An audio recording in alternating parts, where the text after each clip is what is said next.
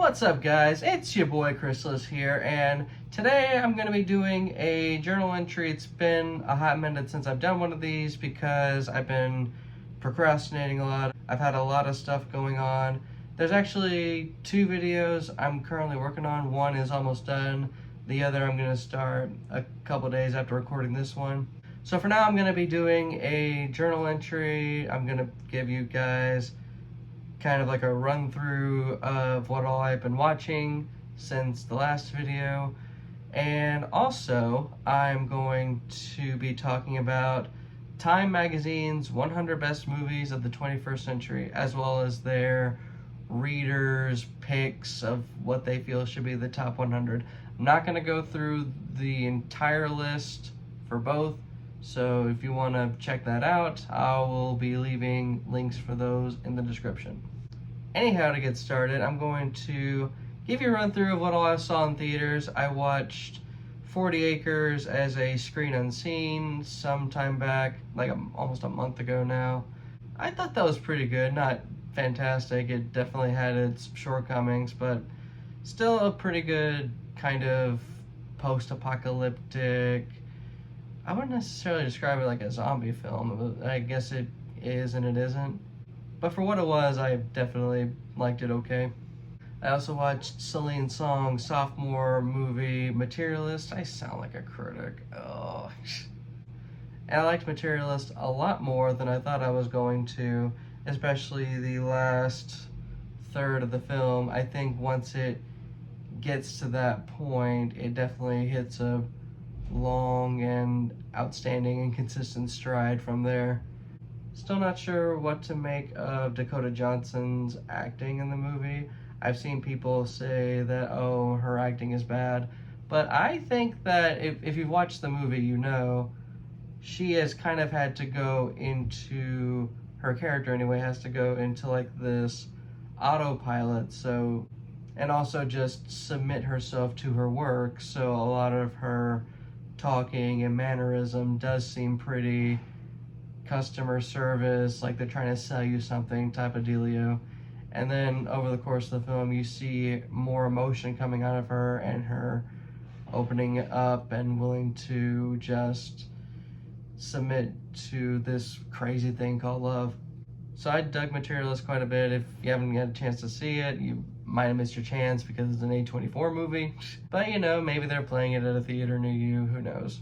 And speaking of movies I saw at a theater near me, I watched The Life of Chuck. I finally got around to finish reading the short story of the same name before going to see it. And I think I liked the book more than the movie, even if the movie was a front-to-back adaptation of the short story. Like, it was one of those adaptations where I kind of just felt like I was better off just reading the book, and that's about it. I mean, don't get me wrong, there's some stellar acting, and there's still a message to be had with The Life of Chuck and everything else, and as far as adaptations go, it did a really good job. But after just letting my thoughts marinate about the film, I don't like it as much as I did when I watched it sometime in June. A movie I did like a lot, however, and still do, is 28 Years Later. God, I love that movie. I want to see that again soon. We'll see. Danny Boyle comes guns a-blazing with a really hard-hitting and emotional coming-of-age story set in his zombie apocalypse world that he created with 28 Days Later. And it's just so really good, dude. I'd say it's definitely in my top 5 films of the year so far. And if you haven't watched it yet, you're missing out. You really are. Even if you're not really a horror guy, I still wholeheartedly recommend it. I also watched F1, the Joseph Kosinski directed movie starring Brad Pitt, Emily Blunt, as well as Javier Bardem.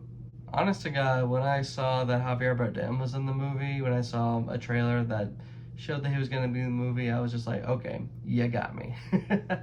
And I liked F1 a lot. It definitely feels like a movie that is targeted towards people maybe a decade or two older than me. But even then, I still dug it quite a bit. There was a lot to be desired with the racing. I didn't fully feel like I was in the adrenaline rush of like behind the wheel action. I think a lot of it had to do with all the narration going on with the racing, but maybe that's just what F1 is. I never watched an F1 race to tell you, or not a full one in that regard anyway. Still, F1 I thought was really good, not top 10 worthy in my opinion, especially given all the other movies that are going to be coming out for the rest of the year, but still, definitely worth watching.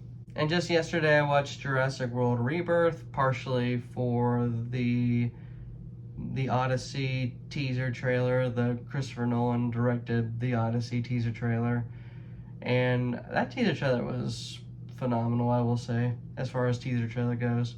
It definitely does what a teaser trailer is supposed to do. It shows you what all is being filmed with all the IMAX cameras and just the basic gist of the plot. Matt Damon looking completely unrecognizable as Odysseus. Holy shit. All I can say is I can't wait to watch that movie. As far as my thoughts on Jurassic World Rebirth goes, I thought it was fine. It wasn't really phenomenal. It's just a silly, fun dinosaur movie, and if you're just looking for something like that and nothing beyond that, then this is the movie for you.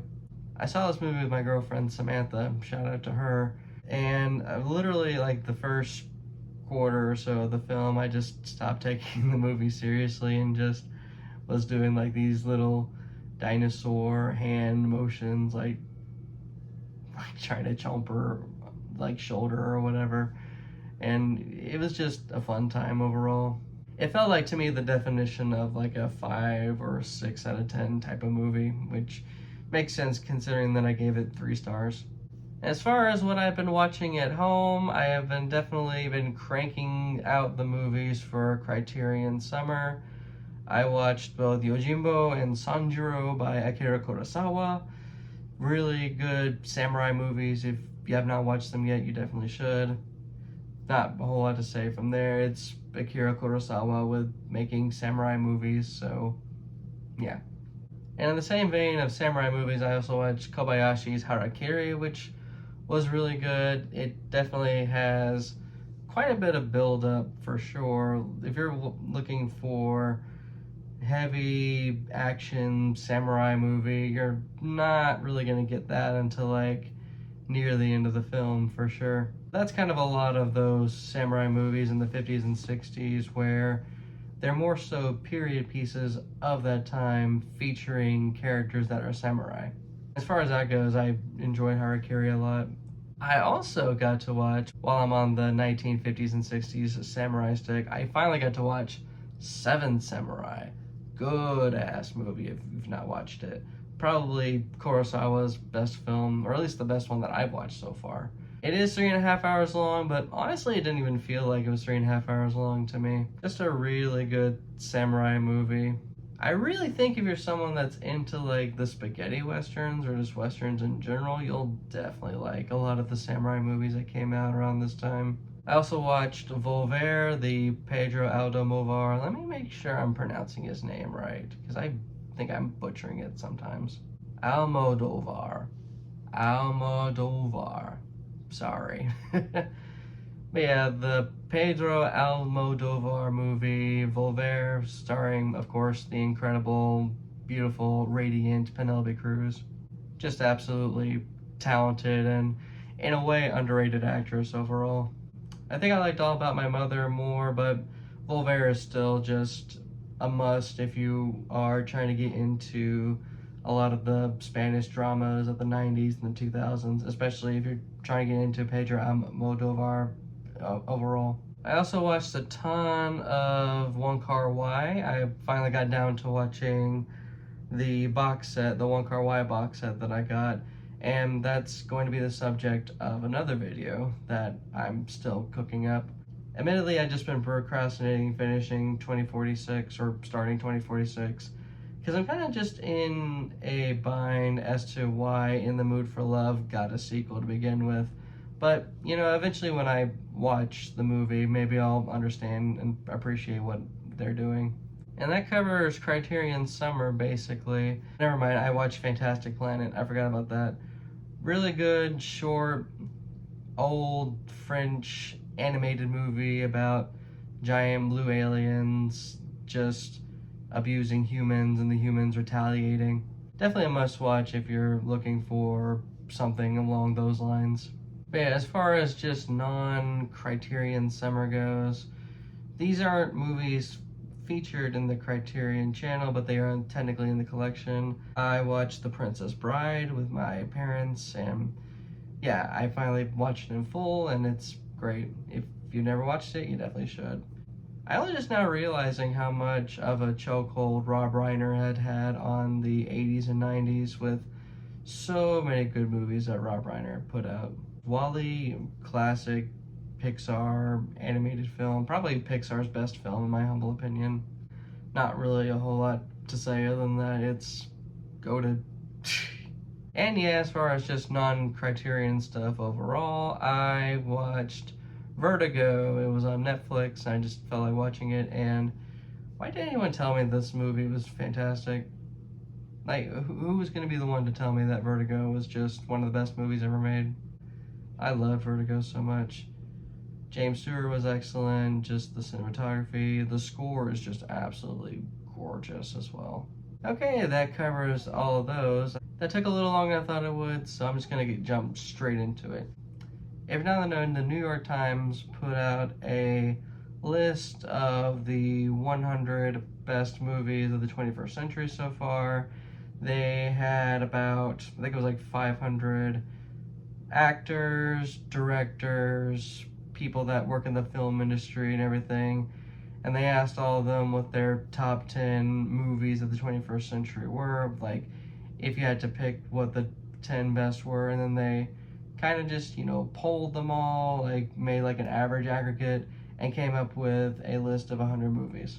And just to get straight into it, since a lot of people found this pretty controversial, even though I have no complaints about it, number one ended up being Parasite, Bong Joon-ho's Parasite. To me, it's definitely one of the best picture winners of ever. I don't necessarily know if it's the best of the 21st century so far, but it's kind of got my vote as far as one of 10 films that I would have picked. You did get to make your own ballot with this, and I think mine had Parasite in it. I think it also had Spirited Away, The Dark Knight, Oppenheimer, bunch of other movies like that. And I'm pretty sure almost all of them made the top 100. But yeah, Bong Joon-ho's Parasite as the number one best movie of the 21st century, I mostly agree with it. I wouldn't necessarily say it's my favorite film of the 21st century. Maybe I put it in like my top 10 or 15 or so, but best movie of all time of the 21st century, I'm not going to disagree. Especially since they also did a Reader's Choice Top 100, and where they also said that Parasite was the number one film of the 21st century. So, who knows, maybe we're cooking something. Christopher Nolan ended up occupying 5 spots in the list, so The Dark Knight was in there, as I would expect. Interstellar was in there, which I would expect. Inception. Memento made it, which was pretty odd. Don't get me wrong, I love Memento, but I didn't expect it to make it as like one of the top 100 films of the 21st century. And then of course Oppenheimer made the list as well.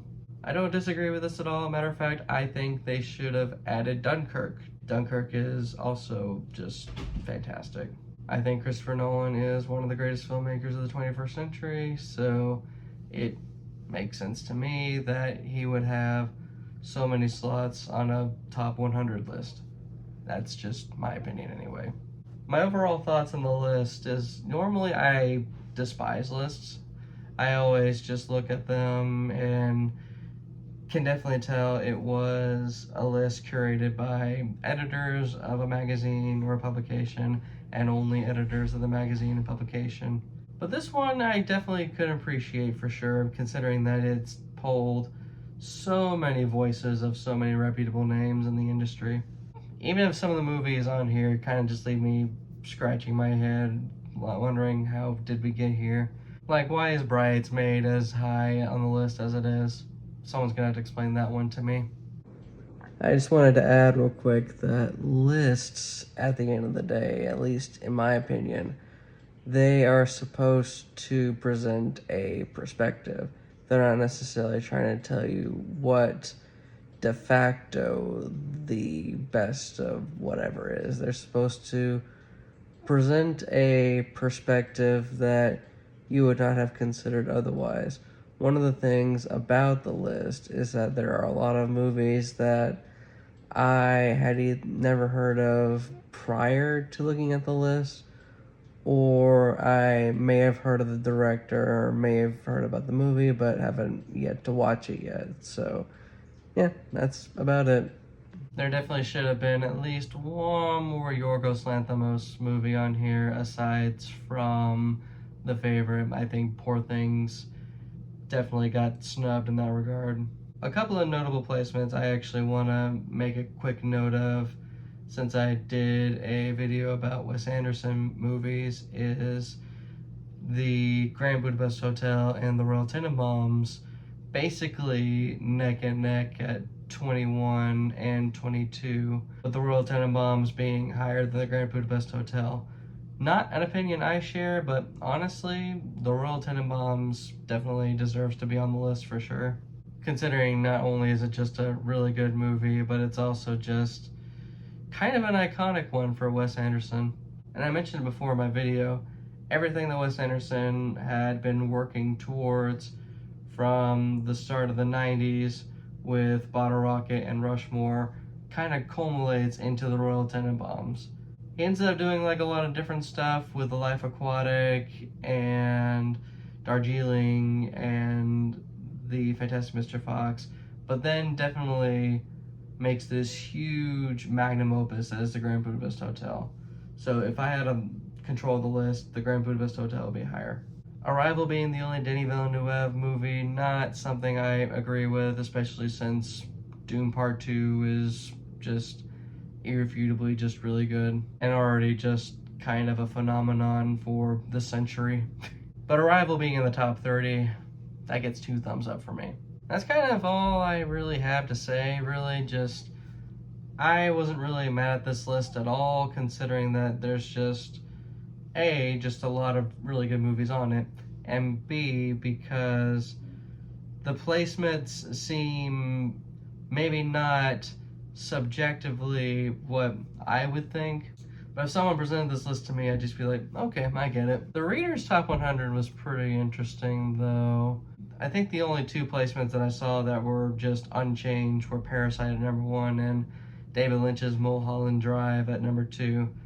That is actually something I wanted to bring up real quick, though, is the fact that there feels to be a lot of recency bias with the list based on movies that came out in the last few years, be it because certain directors either passed or they ended up hitting like a milestone at some point. Because holy hell, what is Interstellar doing at number 5, man? Holy shit. It is awesome to see Interstellar finding new light given its 10th anniversary and everything, and it getting an IMAX showing for 2 to 3 weeks. But number 5 is insane. Okay, The Social Network didn't change. It was number 10 on the regular list, and it's also still number 10 on the readers list. An interesting movie that ended up getting left out on the official list was La La Land, but here it is at number 16 on the readers list. How La La Land got snubbed is beyond my realm of understanding, considering how good of a movie it is. Readers really loving Whiplash. It was number 60 on the 100 best list, and it's number 19 here. Oh, the Grand Budapest Hotel is at number 22, but the Royal Tenenbaums is not at number 21. Let's see if the Royal Tenenbaums still... Okay, it's at number 28. It dropped from its original spot by 7 placements, but the Grand Budapest Hotel remained the same. So, readers are kind of seeing it in the same way I am, which is interesting. That the Grand Budapest Hotel is better than the Royal Tenenbaums. I wonder what number 100 is on this list. Okay, Avengers Endgame is number 100 on the Reads list. That's interesting. But yeah, like I said, I'm going to drop the links for both in the description. I think for some reason you have to make like a free account in order to read them. If anybody in the comments end up having any issues with looking at the list, I'll probably just put each of the top 100 in the comments or something, just copy and paste them and everything. If you got a chance to look at these lists, what did you think of them? Did you think they're bullshit like a lot of lists are? Did you absolutely love this list and it's like the best list ever or some crazy shit like that? And what were your thoughts on a lot of the movies I saw in theaters? I watched at home. Sorry it's been a while since I made a video, guys. I'm trying to make it a point to kind of pump the brakes on trying to churn out too much content at a time, otherwise I'll burn out again and not want to do this anymore. So as far as like my next videos goes, I got one special secret one coming up in a few days, and I'm gonna try to get the one car Y box set video done. Anyway, that's about it. This is your boy Chrysalis here, signing off.